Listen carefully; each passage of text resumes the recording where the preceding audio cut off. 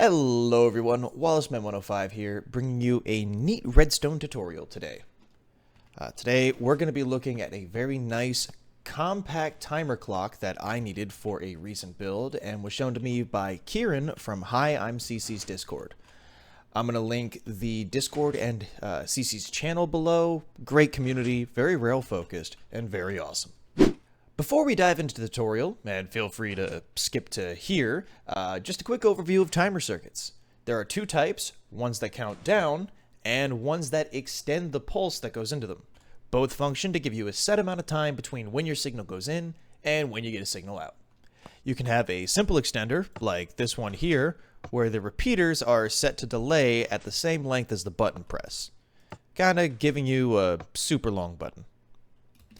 You can do a similar function here in a less compact means, where the hoppers move the items back and forth, so it's very configurable. And then you can also have this one, which switches back and forth between two different states as the items pass through. I believe this was originally the Etho hopper clock. Good stuff, classic stuff. Speaking of classic, finally we'll have the simple comparator pulse extender. As long as you have at least 3 points on these where the redstone is exposed to air, the signal will slowly degrade over time, and the more comparators you use, the slower the signal degrades. If space isn't an issue, then these are very handy tools.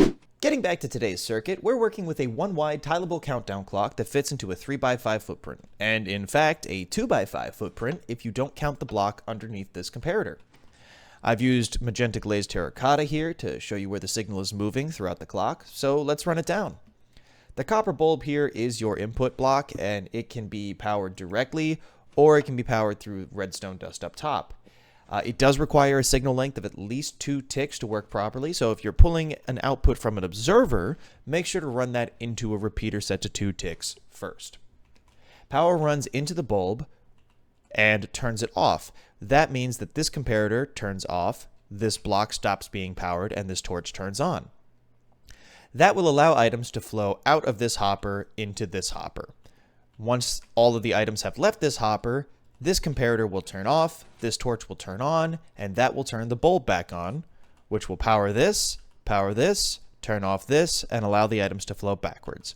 Once the items start flowing backwards, this comparator turns back on, powers this block, and turns this torch back off to reset the circuit. To pull an output from this circuit, you're going to want to go either from this first torch or using a comparator from one of the hoppers. Looking at the materials list, not only is this bad boy compact, it is very material cheap.